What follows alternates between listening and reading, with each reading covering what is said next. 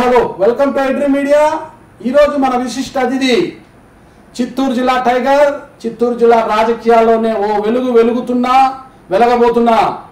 పీలేరు రామచంద్రారెడ్డి గారితో మన ఈరోజు ముఖాముఖి ఉండబోతుంది.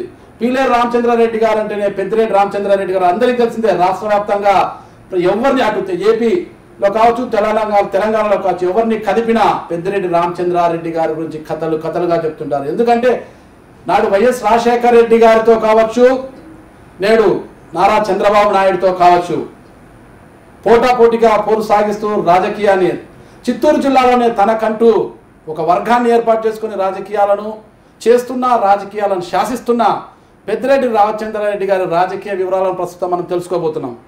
నమస్తే. రామచంద్రారెడ్డి గారు. పెద్దిరెడ్డి రామచంద్రారెడ్డి గారు అంటే ఒక టైగర్లు ఇనిషియల్గానే మీరు తప్పుగా మాట్లాడారు. టైగర్లు అడవుల్లో ఉంటాయి తప్పితే ఊర్లలో ఉండవు కదా. కాబట్టి దయచేసి ఆ టైగర్ అనే పేరు తీసేసి అడవిని శాసించేది ఆ టైగర్ అయితే, ఇక్కడ జిల్లాని కావచ్చు, నియోజకవర్గం కావచ్చు, క్యాడర్ని గాను శాసించేది పెద్దిరెడ్డి రామచంద్రారెడ్డి. పదమే బాగలేదు. ఆ టైగర్ అనేది అడవిలో ఒక ఓకే. ఇంకా దాన్ని తీసేయండి, మీతో మాట్లాడండి. ఓకే. అంటే ఈ మధ్య నాకు వాయిస్ తగ్గినట్లుంది. అంటే వయసు మీద పడిందనా, లేకపోతే కుమారుణ్ణి రాజకీయాల్లో పైకి తీసుకొచ్చి ఆయన వాయిస్ రెండు కాదు. నేను ఎప్పుడు నా స్టైల్ ఎప్పుడు కూడా సాఫ్ట్గానే ఉంటాను. అంటే కొద్దిగా వేగం తగ్గింది. అంటే ఇంతకుముందు చిత్తూరు జిల్లాలో పెద్దిరెడ్డి రామచంద్రారెడ్డి గారు వేగం ఎప్పుడు తగ్గదు. పరిస్థితిని బట్టి వేగం పెరుగుతూ ఉంటుంది, తగ్గుతూ ఉంటుంది. నాటి పరిస్థితులకు నేటి పరిస్థితులకు తేడా ఏముందంటారు? ఏం తేడా లేదు. ఇప్పుడైతే కంఫర్టబుల్గా ఉన్నాం. ఎందుకంటే కాంగ్రెస్ పార్టీలో అధినాయకత్వంతో ఎప్పుడు గ్రూపులు కట్టేవాళ్ళము, పోరాడేవాళ్ళము. రోజు ఆధిపత్యానికి ఎక్కువ ఇంపార్టెన్స్ ఇచ్చి ఆధిపత్య పోరు జరిపేవాళ్ళం. ఈరోజు ఆ పరిస్థితి లేదు. మాకు ఏకైక నాయకుడు జగన్మోహన్ రెడ్డి గారు.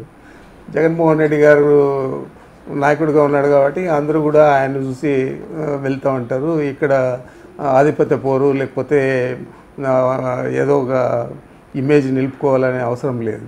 జగన్మోహన్ రెడ్డి గారి ఇమేజ్ బాగుంటే మా అందరికీ కూడా ఫ్యూచర్ ఉంటుంది. అంటే కాంగ్రెస్ పార్టీలో మీకు ఢిల్లీ స్థాయిలో మంచి పలుకుబడి ఉండేది కదా. ఢిల్లీ స్థాయిలో ఉన్న పలుకుబడితో చిత్తూరు జిల్లాలో ఎంతో మందికి మీరు రాజకీయంగా టికెట్లు కూడా ఇప్పించారు.